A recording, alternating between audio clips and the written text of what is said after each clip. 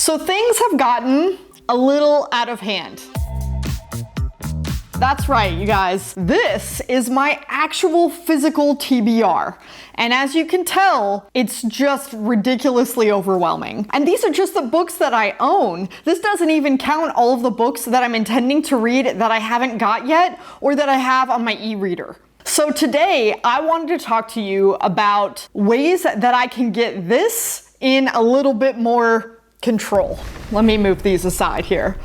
So that way, I can actually get some reading done. After a while, this many books just starts to become unmotivating. I decided to scour the internet and check out what advice I could find on conquering my TBR in a realistic way. And I was surprised by how little information there is out there, other than people encouraging me to make an Excel spreadsheet or a checklist, which is not something I'm particularly good at or motivated by. So I decided to take some adages from psychology, specifically on topics like decision making, goal setting, and motivation, and try to apply them to my TBR to make this more manageable. And I decided to share this with you guys just in case somebody else out there finds ways that this might apply to you. So the very first one is accepting the things that I cannot change, specifically because there are just more books out there than I'm ever going to be able to read in a single lifetime. And as much as this crushes my soul to admit, the truth is, I'm gonna have to be a little bit pickier about the books that I put on my TBR and how I prioritize them. And unless I'm doing a very specific project, I need to be a little bit stricter about putting books down that I'm not enjoying. So that means I'm going to employ a harsher DNF. And that doesn't necessarily always mean that I'm gonna put it away forever. It does mean that if I'm not in the mood for a particular book and I'm just struggling to finish, this means even going beyond just the halfway point. I need to put it down and I need to pick up something else, because at a different time and a different place, this might be a book that I will love. But until I get to that time and place and in that specific mood, I need to let this book go.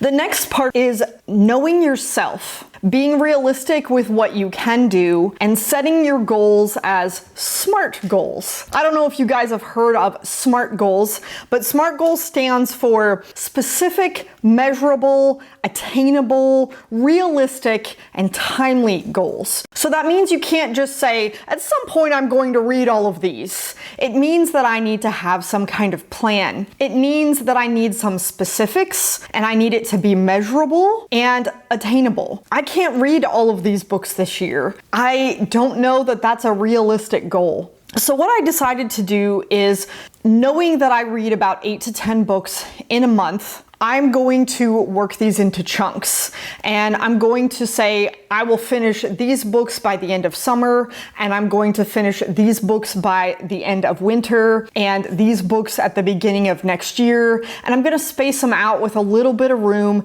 to insert other books that are inevitably going to work their way onto my TBR. I also know that some of these books are really big chunkers, and if I'm reading a big chunker, I also think that one of the specific goals I'm going to try to employ is to read a minimum of 100 pages a week. Now for me, this is a realistic goal on most weeks except for those that I have to go to work, and on those weeks I'm allowed to skip.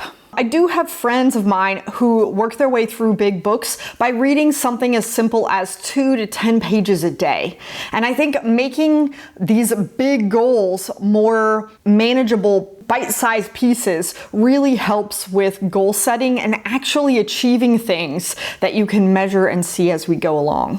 That brings me to the next psychology tip, and that is making sure that you keep your motivation high by having some kind of visual representation that you're making progress. As you can tell, my motivation isn't particularly great because these stacks just keep getting bigger and bigger and bigger.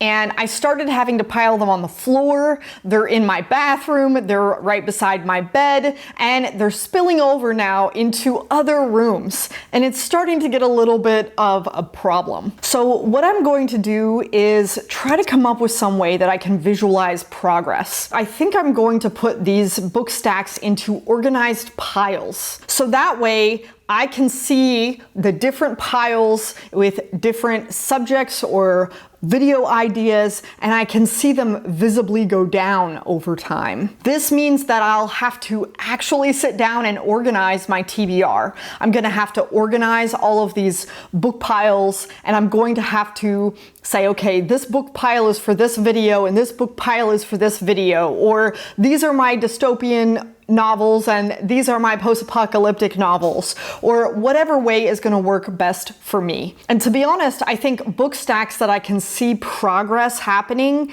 going down over time without adding too much to them until that book pile is gone, is really going to help me with my visualization of progress being made. This gets to the next idea, and that is a study that I ran into called the paradox of choices. This has to do with decision fatigue. And all of us make so many decisions every day that the decision of making which book I'm gonna read next almost started to become overwhelming to me. Because of this, I ran into this really cool study that was done as an experiment in grocery stores. And they put out 20 different kinds of jam and let people sample them. Then in the second experiment, they only put out 6 different kinds of jam.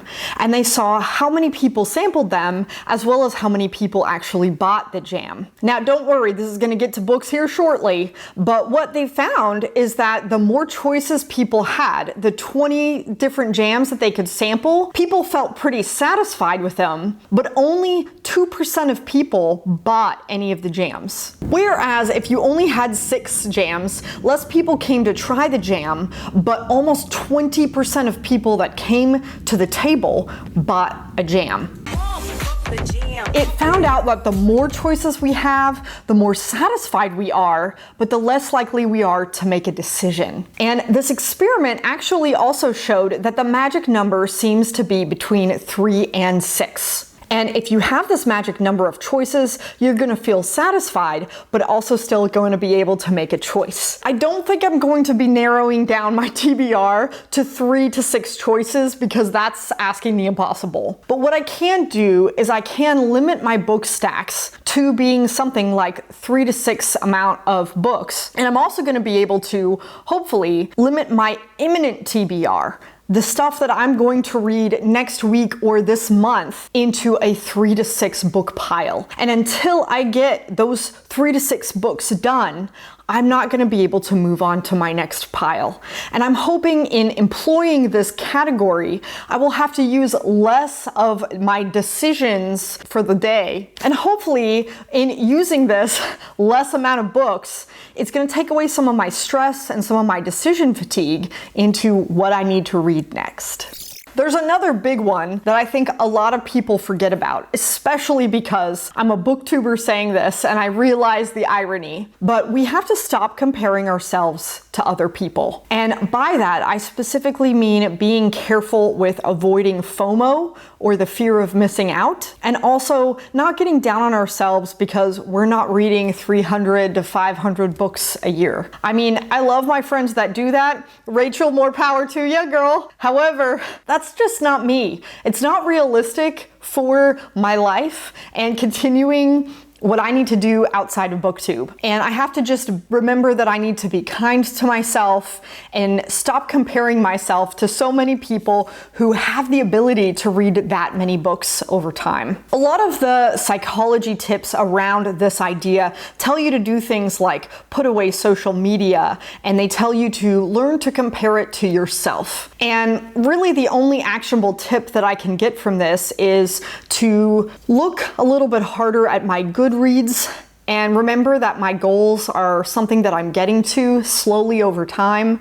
I'm doing a lot better than I was doing at this time last year, which is something that Goodreads lets me be able to check out. But Goodreads isn't really useful all the time. It's not my main media for all of my reviews. In doing this, I do think that what it means is I'm going to try to be less stressed out when Moid announces a new buddy read for a book that I have really, really wanted to read, and it's right there, and I have it, and I want to read it. But instead of fearing missing out, I'm going to say, look, it's my next book stack. I can even move that stack up, but I still have to finish this stack here because that's what I've committed to doing myself. So I think it's just putting less stress on me in the booktube community for just kind of sticking to my own TBR and not trying to follow everybody else's buddy reads and trying to maybe do my own projects, which is not something that I am very good at. So this is definitely something that I'm going to try to improve on.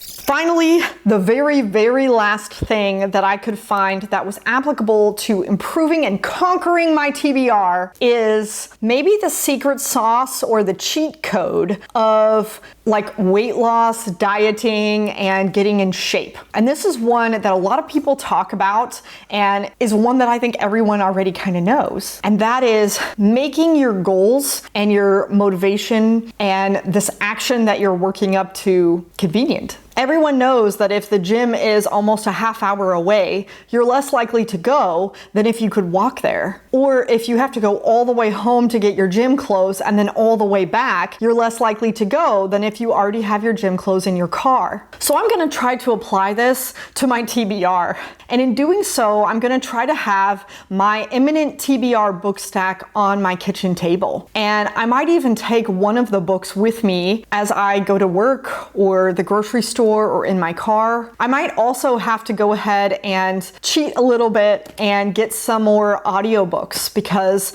I'm more likely to listen to a book in a grocery store or in a DMV line than I am if I have to sit down at night and turn off the TV and say no to all my friends and just have 20 minutes worth of reading. So I do think that these are things that I'm going to try to employ and try to make reading convenient. And instead of avoiding social media, I'm going to be actively seeking out those reviews of the books that I'm actively reading right now. I'm hoping that will helpfully increase my excitement over the books, and I'm also hoping that that will help make my book reading a little bit more of a community experience, because it's always more fun to have a friend along with you.